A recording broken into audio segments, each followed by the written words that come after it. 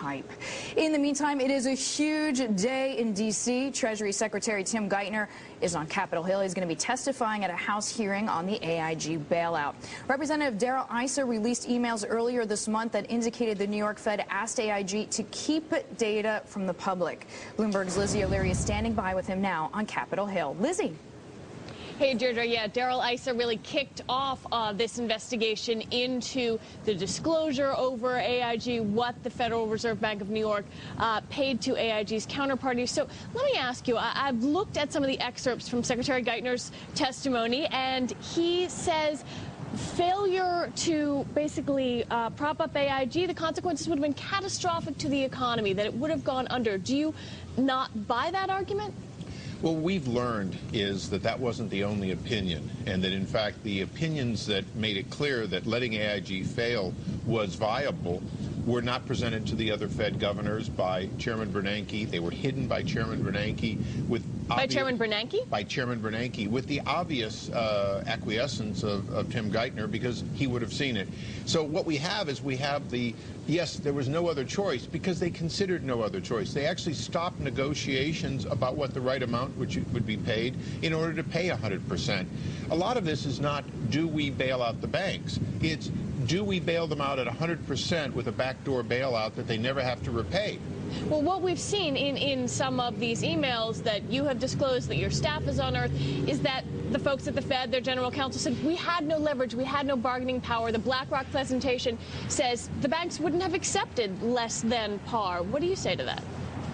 You know, I think they call it a Dutch auction, but if they had put out and said, we're going to guarantee $20 billion, everyone put in your bids of how much you want to be paid off par to get to be the winner of the first $20 billion tranche out of 60-some billion, do you think that everyone would have put in 100 cents and taken a chance on not getting it, or would they have discounted at least a little bit?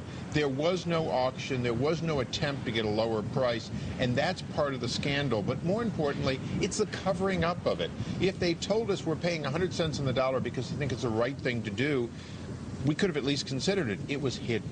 Why zero in on Tim Geithner? After all, Treasury says he was recused as of November 24th.